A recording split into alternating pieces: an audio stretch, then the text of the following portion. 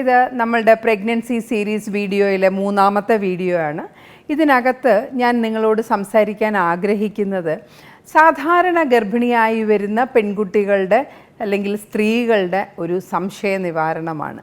ഗർഭമാണെന്ന് അറിഞ്ഞു കഴിഞ്ഞാൽ പെൺകുട്ടിക്ക് സന്തോഷം വരും എന്നുള്ളത് സത്യമാണ്. പക്ഷേ അപ്പം തന്നെ തുടങ്ങുന്നു ഗർഭത്തെ പറ്റിയുള്ള ആശങ്കകൾ. അതുപോലെ തന്നെ വീട്ടുകാർക്കും അമ്മയ്ക്കും അല്ലെങ്കിൽ അമ്മായിയമ്മയ്ക്കും ഒക്കെ തന്നെ ഓരോരോ സംശയങ്ങളാണ്.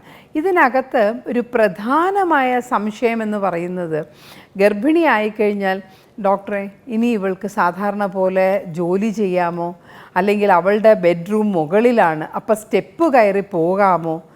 ഗർഭിണികളാണെങ്കിൽ ചോദിക്കും, ഞാൻ എൻ്റെ ഹസ്ബൻഡിൻ്റെ കൂടെ ബൈക്കിലാണ് പോകുന്നത്, ഇനിമേൽ ബൈക്ക് യാത്ര ചെയ്യാമോ? സാധാരണ പോലെ ബസ്സിൽ ഇപ്പോൾ ദൂരെ ജോലി ചെയ്തുകൊണ്ടിരിക്കുന്ന ഒരു 10-20 കിലോമീറ്റർ യാത്ര ചെയ്ത് ജോലിക്ക് പോകുന്ന ഗർഭിണിയായിരിക്കും. അപ്പോൾ അവരുടെ അടുത്ത ചോദ്യം, എനിക്ക് ബസ്സിൽ കയറി യാത്ര ചെയ്യാമോ എന്നൊക്കെ ഉള്ളതാണ്. അപ്പോൾ ആദ്യം ഇതിനൊരു മറുപടി പറയുകയാണെങ്കിൽ, ഗർഭമെന്ന് പറയുന്നത് ഒരു സാധാരണ ശാരീരിക പ്രക്രിയയാണ്. ഈ ലോകമുണ്ടായ കാലം മുതൽ തന്നെ സ്ത്രീയും പുരുഷനുമുണ്ട്, പ്രത്യുൽപാദനം നടക്കുന്നുണ്ട്, ഗർഭാവസ്ഥ ഉണ്ടായിട്ടുണ്ട്. അപ്പോൾ അത് തികച്ചും ശാരീരിക പ്രക്രിയയാണ്. അതിനെപ്പറ്റി നിങ്ങൾ ആരും മനപ്രയാസപ്പെടേണ്ട കാര്യമേ ഇല്ല. ഒരു 100 ഗർഭമുണ്ടെങ്കിൽ അതിൽ 90 ഗർഭവും വലിയ കുഴപ്പമില്ലാതെ തന്നെ മുമ്പോട്ട് പോവും. പിന്നെ എന്തെങ്കിലും പ്രശ്നങ്ങളുണ്ടെങ്കിൽ അത് നമുക്ക് ഉടൻ തന്നെ മനസ്സിലാവും. ഒന്നുകിൽ ബ്ലീഡിങ്ങോ വയറുവേദനയോ ഒക്കെ വരും. പക്ഷേ അതിന് വേണ്ടിയിട്ട് അമിതമായ സുരക്ഷാ മാർഗങ്ങളൊന്നും സ്വീകരിക്കേണ്ട കാര്യമില്ല. നമ്മൾ ഗർഭിണിയാണെന്ന് അറിഞ്ഞു കഴിഞ്ഞാൽ നമ്മൾ സാധാരണ പോലെ തന്നെ ജീവിക്കുക. സാധാരണ നടക്കുന്ന പോലെ നടക്കുക, സ്റ്റെപ്പ് കയറുക, അല്ലെങ്കിൽ ബസ്സിൽ കയറി യാത്ര ചെയ്യാം, ബൈക്കിൽ യാത്ര ചെയ്യാം. അപ്പോൾ ഈ ബസ്സിലൊക്കെ കയറുന്നതിന് ഒരു പ്രശ്നവും ഇല്ലയെന്ന് ചോദിച്ചാൽ, ഇന്നത്തെ കാലത്ത് നമുക്ക് ധാരാളം പനികളും വൈറസുകളും ചുറ്റി നടക്കുന്ന കാലമാണ്. അപ്പോൾ ഒരുപാട് ആളുകളുള്ള ഒരു ബസ്സിൽ ഒരു ഗർഭിണി കയറുമ്പോൾ ഇങ്ങനെയുള്ള സാംക്രമിക രോഗങ്ങളൊക്കെ അവർക്ക് വരാനുള്ള സാധ്യതയുണ്ട്. അപ്പോൾ ഇപ്പോൾ കോവിഡിൻ്റെ കാലം കഴിഞ്ഞിട്ടുണ്ടെങ്കിലും, അല്ലെങ്കിൽ കഴിഞ്ഞിട്ടുണ്ട് എന്ന് പൂർണ്ണമായും പറയാമോ എന്നറിഞ്ഞുകൂടാ, ഇപ്പോഴും പലവിധ വൈറസ് അണുബാധകളും ധാരാളമായിട്ടുള്ള സമയമാണ്. അപ്പോൾ അതുകൊണ്ട് ഈ കൂട്ടമുള്ള സ്ഥലങ്ങളിൽ പോകുമ്പോൾ ഗർഭിണികൾ ഒരു മാസ്ക് വെച്ച് തന്നെ നടക്കണം.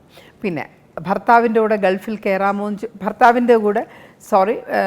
ബൈക്കിൽ കയറാമോ എന്ന് ചോദിച്ചാൽ തീർച്ചയായിട്ടും കയറാം. നമ്മുടെ ഭർത്താവല്ലേ നമ്മളെ കൊണ്ടുപോകുന്നത്, അപ്പോൾ സൂക്ഷിച്ച് തന്നെ കൊണ്ടുപോകും. ആകെ പ്രശ്നം വല്ല ഗട്ടറിൽ വീഴുകയോ ഒരു ആക്സിഡൻറ്റ് ഉണ്ടാവുകയോ ഒക്കെ ചെയ്യുന്നോ ഇല്ലയോ എന്നുള്ളതാണ്. അത് എവിടെ പോയാലും നമുക്കിതിനുള്ള സാധ്യതകളൊക്കെ ഉണ്ടല്ലോ. അതുകൊണ്ട് പ്രഗ്നൻസി എന്ന് പറഞ്ഞ് അത് മാറ്റിവെക്കേണ്ട കാര്യമില്ല.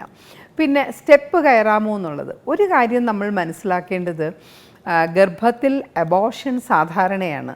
അതായത് 10 പേര് ഗർഭിണികളാവുന്നുണ്ടെങ്കിൽ 1 തൊട്ട് 2 വരെയുള്ള ഗർഭങ്ങൾ അലസിപ്പോകാം. 100 പേരുടെ കണക്കെടുത്താൽ 10 മുതൽ 15 ഗർഭം വരെ അലസിപ്പോകാം. ഇങ്ങനെ അലസിപ്പോകുന്നത് ഗർഭിണി എന്തെങ്കിലും ജോലി ചെയ്തതുകൊണ്ടോ, പടി കയറിയതുകൊണ്ടോ, അല്ലെങ്കിൽ ബൈക്ക് യാത്ര ചെയ്തതുകൊണ്ടോ അല്ല. ഈ ആദ്യത്തെ 12 ആഴ്ചയ്ക്കകം, അതായത് ആദ്യത്തെ 3 മാസത്തിനകം വരുന്ന ഗർഭം അലസിപ്പോകുന്നതിന് കൃത്യമായ കാരണങ്ങളുണ്ട്. ഇപ്പോൾ ആദ്യത്തെ 8 ആഴ്ച 9 ആഴ്ചയ്ക്കകമൊക്കെ ആണെങ്കിൽ മിക്കവാറും അത് ആ കുഞ്ഞിന് എന്തെങ്കിലും തകരാറുള്ളത് കൊണ്ടായിരിക്കാം. അണ്ടവും ബീജവും ഒന്നിച്ച് യോജിച്ചപ്പോൾ അതിനെന്തെങ്കിലും ഒരു വൈകല്യം ഉണ്ടായിട്ടുണ്ടാകാം. ആ വൈകല്യത്തോടു കൂടിയുള്ള കുഞ്ഞ് വളരാതിരിക്കാനായിട്ട് പ്രകൃതിയുടെ തന്നെ ഒരു രക്ഷാമാർഗമാണ് ഈ ഗർഭം അലസിപ്പോവുക എന്ന് പറയുന്നത്. ഒരു ഗർഭം അലസിപ്പോകുന്ന ഒരു കുട്ടിയോട് ഞാൻ എപ്പോഴും പറയാറുണ്ട്, ഇത് നിങ്ങൾ മനസ്സിലാക്കണം, ഇത് അംഗവൈകല്യമുള്ള ഒരു കുഞ്ഞിനെ നിങ്ങൾക്ക് തന്ന് നിങ്ങളുടെ ജീവിതം ബുദ്ധിമുട്ടാക്കാതിരിക്കാൻ പ്രകൃതി തന്നെ അതിനെ നേരത്തെ ഒഴിവാക്കുന്നതാണ് ഈ അബോർഷൻ എന്ന് പറയുന്നത്. അതുമാത്രമാണോ കാരണം? അല്ല. ചിലപ്പോൾ ഹോർമോണിൻ്റെ പ്രശ്നങ്ങൾ കൊണ്ടും അബോർഷൻ ഉണ്ടാകാം. നമുക്കിപ്പോൾ സർവ്വസാധാരണയാണ് PCOD എന്ന് പറയുന്നത്. പോളിസിസ്റ്റിക് ഓവറിയിൽ കുറച്ച് ഹോർമോണൽ പ്രശ്നങ്ങൾ വരാം. അപ്പം അങ്ങനത്തെ പ്രശ്നങ്ങളുള്ള കുട്ടികൾക്കും അബോർഷനുള്ള സാധ്യത കൂടുതലാണ്. പിന്നെ അനിയന്ത്രിതമായ വിധത്തിൽ ഡയബറ്റിസ് ഉണ്ടെങ്കിലോ, അതല്ലെങ്കിൽ അവർക്ക് തൈറോയിഡ് ഒരുപാട് കുറവാണെങ്കിലോ, അങ്ങനത്തെയുള്ള പ്രശ്നങ്ങളിലും അബോർഷൻസ് ഉണ്ടാകാം. അപ്പോൾ അതൊക്കെയാണ് ഈ ഹോർമോണൽ പ്രശ്നങ്ങളായിരിക്കാം അതിൻ്റെ കാരണങ്ങൾ. അപ്പം അത് അങ്ങനെയുള്ള കാരണങ്ങൾ കൊണ്ട് പോകുന്നു എന്നിരിക്കെ നമ്മളൊരു റെസ്റ്റ് എടുത്തത് കൊണ്ടൊന്നും പ്രത്യേകിച്ച് ആദ്യത്തെ 3 മാസങ്ങളിൽ ഗർഭിണികൾക്ക് ഒരു ഗുണവും കിട്ടാൻ പോകുന്നില്ല. സോ ഗർഭിണിയാണെന്നറിഞ്ഞാൽ സന്തോഷമായി സാധാരണ പോലെയുള്ള ജീവിതം നയിക്കുകയാണ് വേണ്ടത്. നന്ദി, നമസ്കാരം.